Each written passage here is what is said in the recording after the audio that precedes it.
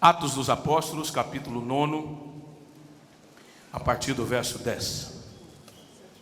Em Damasco havia um discípulo chamado Ananias. O Senhor o chamou numa visão: Ananias. Eis-me aqui, Senhor, respondeu ele. E o Senhor lhe disse: vá à casa de Judas, a rua chamada direita, e pergunte por um homem de Tarso chamado Saulo. Ele está orando. E numa visão viu um homem chamado Ananias chegar, e impor-lhe as mãos para que voltasse a ver. Respondeu Ananias: Senhor, tenho ouvido muita coisa a respeito desse homem e de todo o mal que ele tem feito aos teus santos em Jerusalém. Ele chegou aqui com autorização dos chefes dos sacerdotes para prender todos os que invocam o teu nome. Mas o Senhor disse a Ananias: vá, este homem é meu instrumento escolhido para levar o meu nome perante os gentios e seus reis, perante o povo de Israel. Mostrarei a ele o quanto deve sofrer pelo meu nome. Então Ananias foi, entrou na casa, pôs as mãos sobre Saulo e disse: irmão Saulo, o Senhor Jesus, que lhe apareceu no caminho por onde você vinha, enviou-me para que você volte a ver e fique cheio do Espírito Santo. Imediatamente algo como escamas caíram dos olhos de Saulo, e ele passou a ver novamente. Levantou-se, foi batizado, e depois de comer, recuperou as forças. Saulo passou vários dias com os discípulos em Damasco. Logo começou a pregar nas sinagogas que Jesus é o Filho de Deus. Todos os que o ouviam ficavam perplexos e perguntavam: não é ele o homem que procurava destruir em Jerusalém aqueles que invocavam esse nome? E não veio para cá justamente para levá-los presos aos chefes dos sacerdotes? Todavia, Saulo se fortalecia cada vez mais e confundia os judeus que viviam em Damasco, demonstrando que Jesus é o Cristo. Decorridos muitos dias, os judeus decidiram de comum acordo matá-lo. Mas Saulo ficou sabendo do plano deles. Dia e noite eles vigiavam as portas da cidade a fim de matá-lo. Mas os seus discípulos o levaram de noite e o fizeram descer num cesto através de uma abertura na muralha. A maioria dos irmãos não pôde estar aqui pela manhã. Nós começamos a estudar nesse texto sobre a igreja de Damasco, uma igreja não muito conhecida, não tão famosa como a de Jerusalém, como a igreja dos corintianos. Quem nasce em Corinto é corintiano. Paulo escreveu as 2 cartas aos irmãos corintianos, a igreja de Éfeso e outras cartas que são mais famosas, ou igrejas. E aqui nós temos uma igreja, a igreja mãe do apóstolo Paulo, e nós estamos estudando, vendo as características de uma igreja saudável. Esse é o nosso tema. Você pode repetir? Estamos aqui estudando sobre o tema características de uma igreja saudável. Você pode repetir? Ok. Para que os irmãos não puderam vir de manhã, não peguem o bonde andando, nós já vimos 4 características. A primeira delas, uma igreja aberta para o convencimento de Deus. Ananias não foi de pronto orar por Saulo. Ele conversou com Deus, conversou duro com Deus, que não dava para ir. E Deus o convenceu: vai lá, porque ele vai sofrer muito por causa do meu nome. Ah, ele vai sofrer? Então eu vou.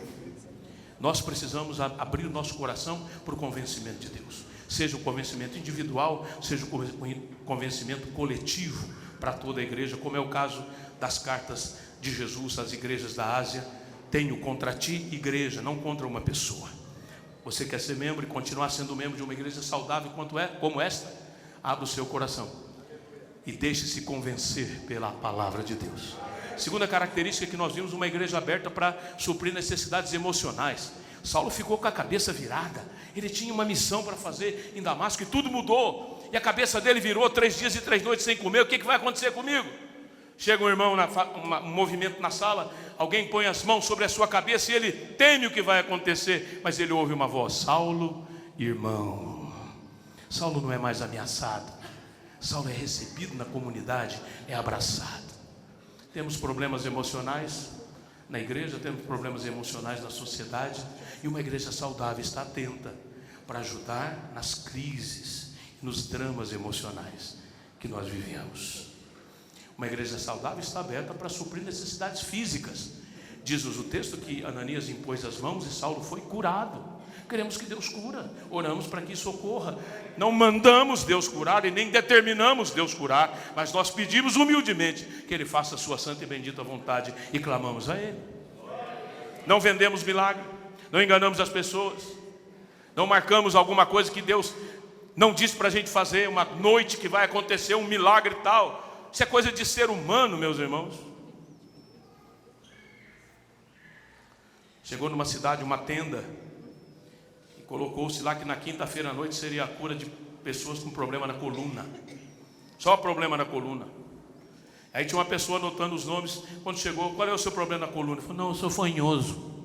Não, mas hoje não é dia de orar pelo fanhoso. Não, mas eu aguentei 2 horas na fila e eu quero a oração. A secretária falou, então vamos colocar teu nome. Chegou na hora, tinha um grande pano branco, as pessoas ficavam atrás. O pastor recebia a orientação, quem está aí? O fulano, está com cadeira de roda. Aí ele fez uma oração forte, desculpa, com uma muleta. Fazia uma oração forte e mandou, aleijado, joga a muleta. E as muletas caíram aqui. A igreja, maravilha. E agora? Agora tem um fanhoso. Mas hoje não é dia de orar pelo fanhoso. Mas ele entrou na fila, então vamos orar por ele. Senhor, aquela oração forte, poderosa. Fanhoso, fala. Ouviu-se a voz. Um aleijado caiu aqui, ó. Então nós não marcamos o que Deus vai fazer. Nós oramos e deixamos Deus agir. Quarta característica que nós vimos, uma igreja aberta para suprir necessidades espirituais.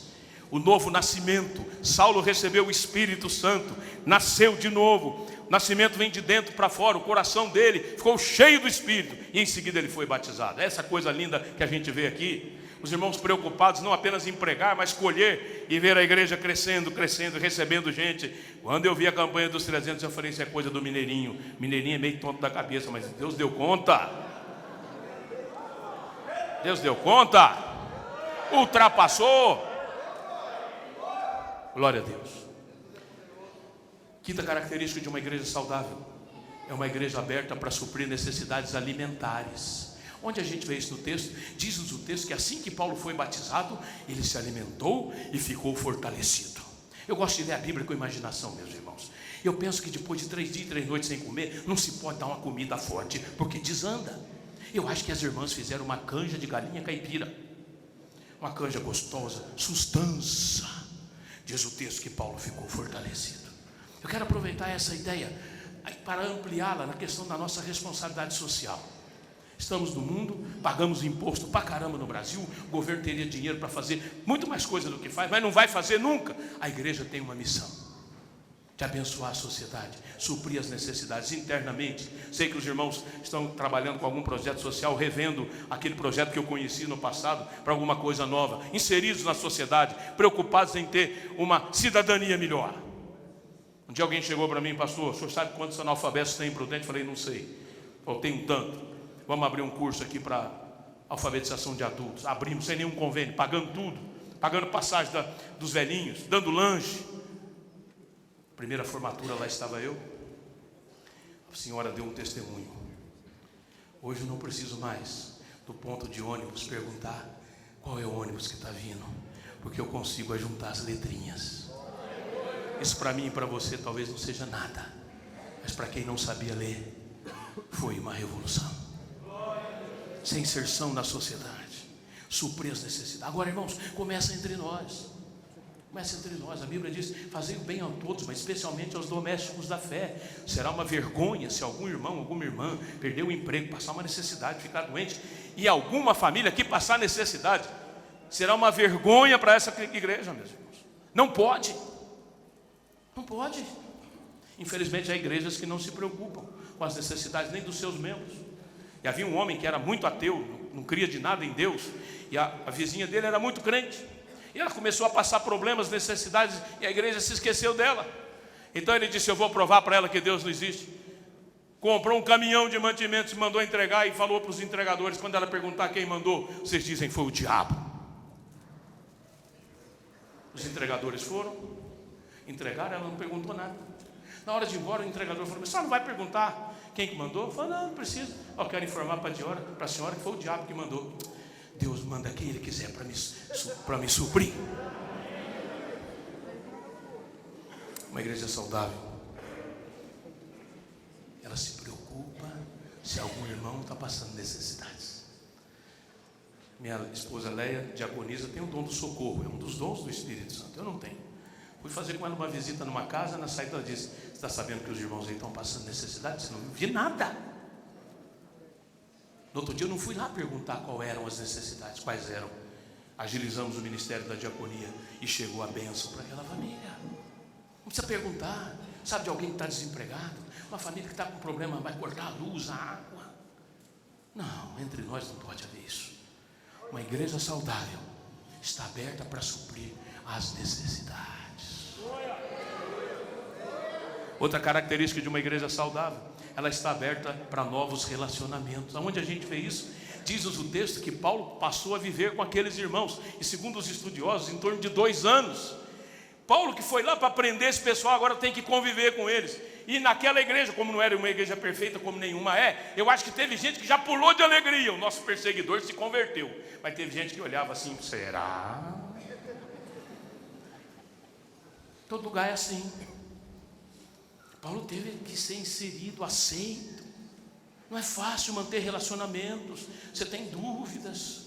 Tem alguma família perfeita aqui? Levanta a mão. Não tem? Os irmãos são normais? Que bom. Toda família tem problema, não tem? Não é fácil viver em relacionamento. Quando eu preparava os jovens para casamento, eu dizia assim: casamento é uma viagem de caminhão. Você escolhe quem vai na cabine com você, mas não escolhe quem vem na carroceria. Na carroceria vem de um tudo. Vem, não vem? Vem gente boa, vem gente mais ou menos, vem gente ruim também. Aqueles parentes bons, você faz questão de dizer que é parente, ainda que seja longe. Agora, aqueles parentes ruins, você nem menciona. Minha mãe um dia disse para nós em casa que nós somos primos do Tarcísio Meira, o ator da Globo. E num culto eu resolvi um dia dizer isso. Uma irmã na porta falou: pastor, depois que o senhor falou aquilo, eu nem mais prestei atenção na mensagem, fiquei prestando atenção no senhor. Como é que o senhor parece mesmo, Tarcísio? Agora, eu tenho parentes que eu não tenho nem coragem de dizer que eu sou parente. Agora você vem agora para a igreja, famílias diferentes, histórias diferentes, conviver com esse povo, cada um com as manias. Em toda a igreja tem o irmão alfinete, tem ou não tem? Sabe qual é o irmão alfinete? Aquele que só cutuca. Ele, pim, qualquer coisa ele fura. Fui pregar outro dia numa igreja, o culto era 7h30, 7h25, a porta não tinha sido aberta. Uma irmã falou: pastor Paulo, se essa igreja tivesse boa administração, a porta já estaria aberta. Eu senti ali uma irmã alfineta, que ela quis foi me envenenar. Falei: calma, irmã, vai abrir, calma. De repente chega o zelador correndo, pediu, abriu a porta. Gente, vocês me desculpem, eu fui subir a escada correndo, tropiquei e caí. Cheguei todo ralado. A irmã falou: não sabia o que tinha acontecido. Eu falei: irmã, cala a boca, não fala mais essas coisas não. Que coisa. Tem gente que é só cutuca, que não presta nada, tá bom. Lá em Presidente Prudente, quando a gente também começou a trabalhar em células, tem o quebra-gelo, né, o encontro. E aí então a gente propôs uma seguinte pergunta: época de férias, se você fosse passar as férias, onde você gostaria de ir? Eu então disse: gosto para ir para a praia, queria uma casa bem ali na beira da praia, com bastante coqueiro na frente. Ao longe, uma irmã falou: não, coqueiro tem muito mandruvá. A outra irmã falou: eu gostaria de ir para a Europa, ela é professora de história, quero ir em Paris, no Museu do Louvre. A irmã falou: não, viajar de avião a gente enjoa. A outra irmã disse: eu nasci na roça, vim para a cidade, gostaria de voltar, passar um tempo lá no sítio com os animais. Aí a minha irmã falou: não, mas no sítio é muita sujeira. Eu virei e falei: minha irmã, não aguento mais. Estou achando que quando Jesus levar você para o céu, você vai por reparo lá na eternidade. Não é possível. Capaz de você não querer nem ficar lá. Tem gente assim, nada presta. Então a gente precisa aprender a conviver com essas pessoas. Não é fácil. Por isso que a palavra de Deus nos anima dizendo: Deus começou uma boa obra em nós e vai completá-la até 2050, amém? Desculpa, você caiu na pegadinha do Paulão agora. Quem falou que é 2050? E se Jesus não vier até 2050? Irmão, você tem que ter cuidado de ficar falando amém sem prestar atenção no quê? Tem muito crente aí que fala bobagem. O pastor fala bobagem e aí todo mundo fala amém. Eu falei uma bobagem aqui. Deus começou uma boa obra em mim, em nós, e vai completá-la até o dia de Cristo, amém? E sim, até lá você me aguenta, e até lá eu te aguento, em nome de Jesus. A gente se suporta, porque no final das contas nós vamos viver junto na eternidade. Então é melhor aprender aqui. Outra característica de uma igreja saudável é uma igreja aberta para novos ministérios. Onde a gente vê isso? Paulo, em seguida, começou a ir na sinagoga a demonstrar que Jesus é o Cristo. Meus irmãos, recém-convertidos, quem sabe a igreja podia dizer: agora você vai ficar aí na prateleira, você vai aguentar um tempo quietinho, depois a gente vai ordenar você diácono. Quem sabe você chega a presbítero. A igreja de Damasco não fez isso. Acreditou que Paulo era o melhor para ir na sinagoga. O homem era doutor das teologias do Antigo Testamento, entendia as profecias todas. Isaías 53, que antes ele não aplicava a Jesus, o servo sofredor, agora ele passou a aplicar. E ele ia lá e confundia os judeus que Jesus era o Cristo. Novo ministério, a igreja acreditou. Meus irmãos, todos nós temos o que fazer no reino, sabia disso? Todos nós. Deus chamou você para fazer alguma coisa do jeito que você é, com a característica que você tem. Essa é a beleza do corpo de Cristo. Ninguém aqui é igual. Ninguém é igual. Eu tenho 2 filhos pastores, mas Tiago é pastor da IPI em Campo Mourão, totalmente diferente de mim para pregar. Meu filho mais novo, Lutero Neto, pastor auxiliar da Batista de Moema, totalmente diferente de mim para pregar. Saiu da mesma forma. Mas você tem seu ministério. Qual é o seu ministério? Essa igreja tem tanta coisa acontecendo, mas quem sabe há coisas ainda que precisam ser feitas. Meu pai dizia que há 3 tipos de crentes: o crente que não trabalha, o crente que dá trabalho e o crente que atrapalha. Onde você está? Qual é o seu ministério? O que você tem feito? Meus irmãos, tem muita gente que acha que igreja é que nem jogo de futebol, né? O Clóvis era bom de bola, o Clovinho, 22 correndo no campo, para lá e para cá, e o resto tudo na arquibancada. Quando dá certo aplaude, quando não dá certo vaia. Não, igreja não é assim não. Quero dar uma boa notícia para você. Vai sair a convocação da seleção brasileira amanhã, e eu e você não vamos estar na lista.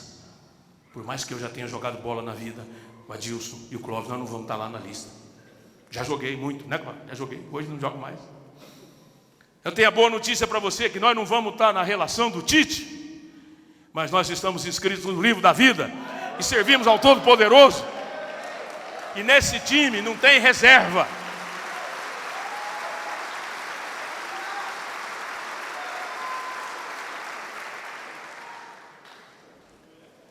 Você é titular. Você veste a camisa do reino de Deus e serve a Deus com o seu ministério. Nós estamos vivendo uma época diferente das comunicações, não é verdade? Quantos de nós aqui mais velhos podiam esperar que um aparelhinho na mão fazia tudo? A não ser em Minas Gerais, na nossa região, que já tinha um telefone mais moderno do que o celular. Muzambinho tinha um telefone molecular. Você já ouviu falar no molecular? É. Meu pai fazia parte da direção da nossa igreja. Isso lá da década de 60. O escritório central ligava para o centro telefônico em Muzambinho. A secretária telefonista anotava para dizer assim: reverendo Lutero, o senhor tem que estar aqui às 3 da tarde, que nós vamos ligar para conversar com o senhor. O telefonista punha no bilhete, dava para o moleque levar na casa do meu pai. Molecular, entendeu? Era o moleque que fazia isso. Gente, eu não sei mexer com essas tecnologias, faço o básico.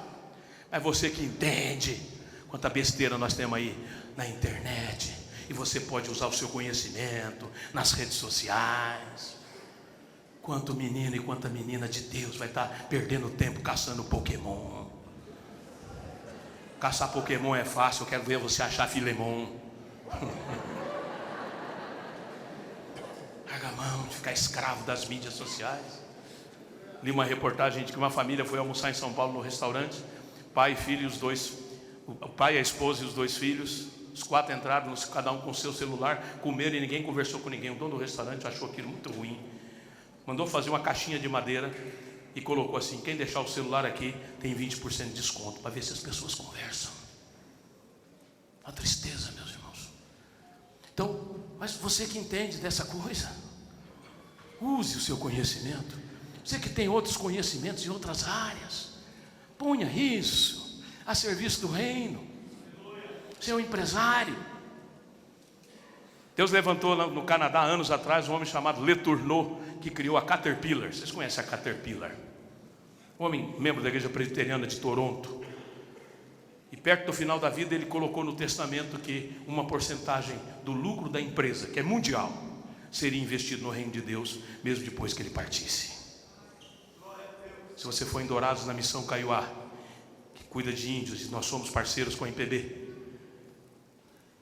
tem um prédio de Instituto Bíblico para Índios, que foi construído com dinheiro da Caterpillar. Esse homem, depois de morto, continua abençoando. Você é empresário, você vai deixar a sua fortuna para os seus herdeiros, glória a Deus.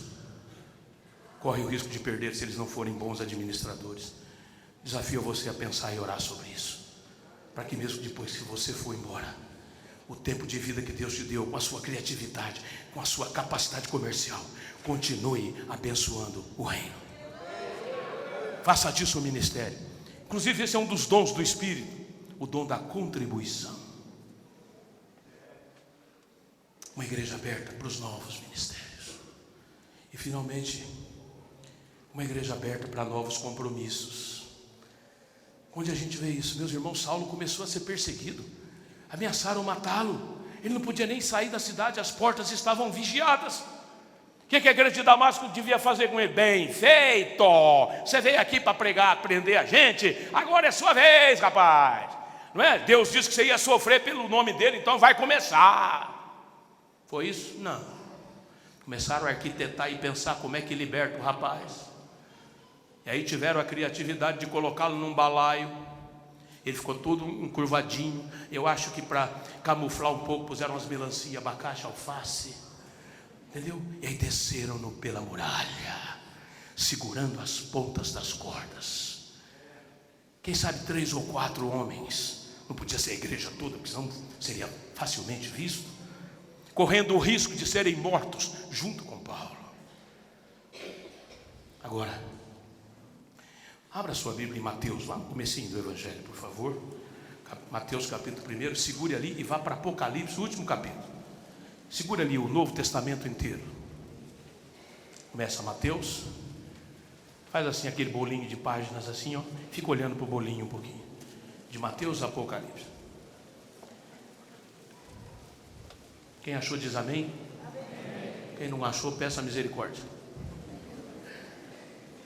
Olhou para esse tantinho de página que você conseguiu ter aí, ó, Novo Testamento inteiro, 27 livros. Segura aí, agora olhe para mim, como diz o pastor Messias, olhe na minha direção. Paulo não era o grande apóstolo, era um crente recém-convertido, não era ainda o famoso líder da igreja. E a igreja de Damasco jamais podia imaginar que dentro daquele balaio estava o homem que iria escrever a metade do Novo Testamento. Metade do que você está segurando é de autoria desse homem que estava no balaio. Até hoje a igreja de Damasco nos abençoa, porque ela assumiu o compromisso de segurar as pontas das cordas e não largou. Paulo desceu, foi para Jerusalém, foi recebido pelos apóstolos, depois se tornou o grande apóstolo, escreveu 13 cartas, e se a gente incluir Hebreus, que possivelmente tenha sido dele, são 14.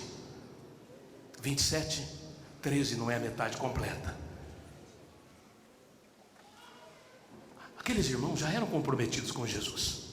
O que eles fizeram foi assumir novo compromisso, segurar a ponta da corda. Tem muita gente aqui que já tem compromisso com Jesus, já está servindo a Jesus. Que bom. Mas quem sabe Deus pode trazer a você um desafio novo. Um novo desafio para segurar uma ponta da corda que está precisando de alguém para segurar. Hoje em dia, meus irmãos, fidelidade à igreja do Senhor está uma coisa muito rara. Troca-se de igreja como se troca de roupa. Não gostei da cor do templo, pastor Adilson ficou tão chato, vou para outra igreja. É umas bobagens assim. E não pense que isso é coisa de brasileiro. Deus já me deu a bênção de trabalhar no exterior. Eu já vi igreja lá que se dividiu por causa da posição do piano. Uma igreja antiga de mais de 200 anos. O vovô tinha doado o piano e ficava aqui. A galera nova chegou para agitar o palco, colocou o piano do lado de cá. A família chegou e disse: quem mandou tirar o piano do vovô do lugar?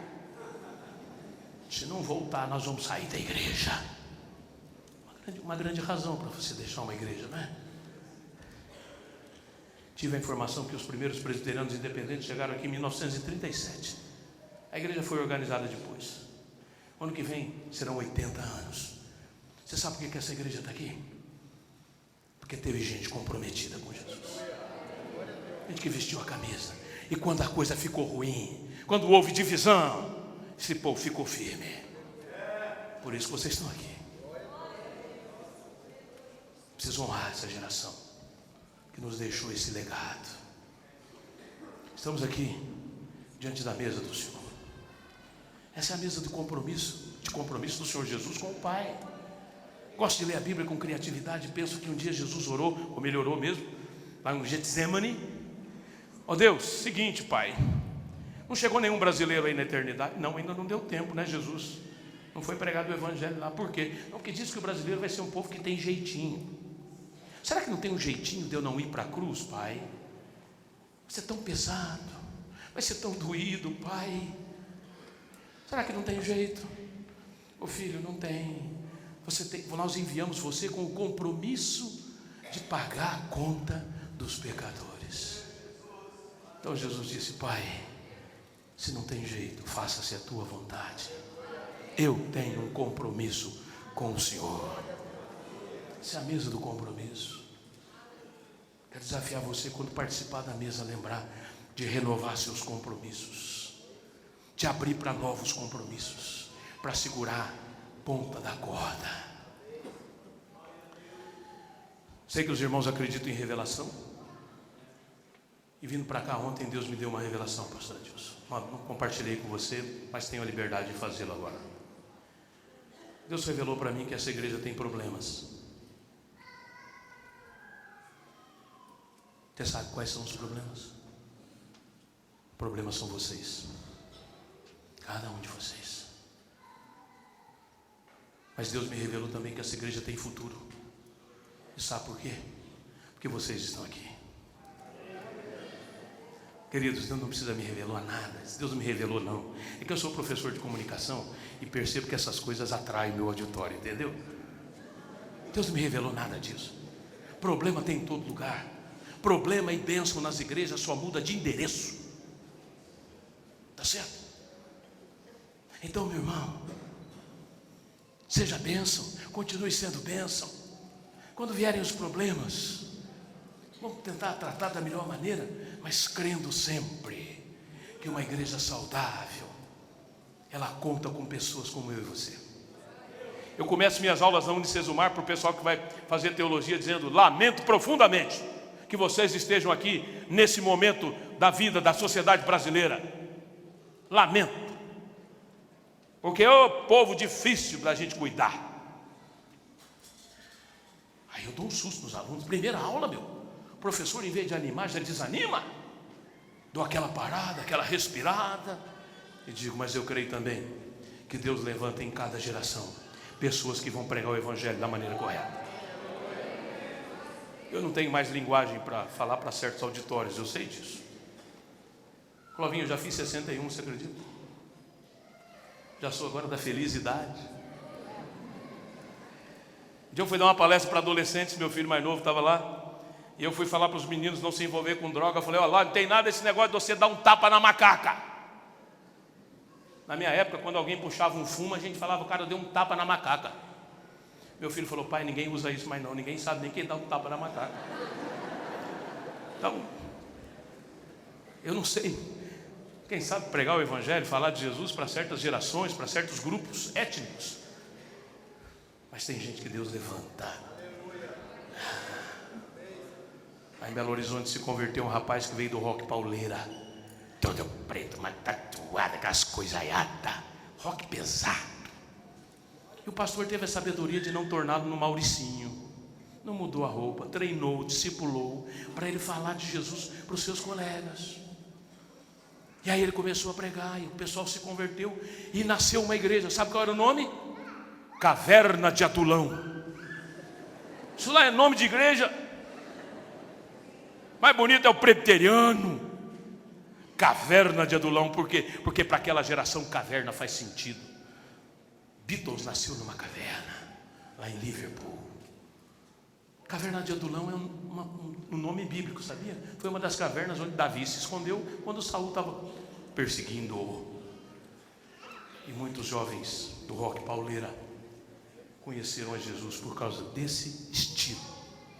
Se eu fosse de terno lá, nem seria bem recebido. Características de uma igreja saudável. Os irmãos já têm sido uma igreja saudável. Eu já disse hoje de manhã, referência na nossa denominação, referência também no Brasil e fora dele, por tudo que Deus tem feito aqui. Mas há sempre algo que pode melhorar. Há sempre algo que pode melhorar. Quero encerrar com um grito de guerra que me acompanha há alguns anos. Eu vou ensiná-lo. 3 perguntas que eu faço e os irmãos vão respondê-las. A primeira pergunta é: quem vive? Quem vive? Os irmãos respondem: Cristo. Vamos lá? Quem vive? Cristo. Segunda pergunta é: a Ele? A resposta é: glória. A Ele? Glória. Quem vive? Cristo. A Ele? Glória. A terceira: e ao seu povo?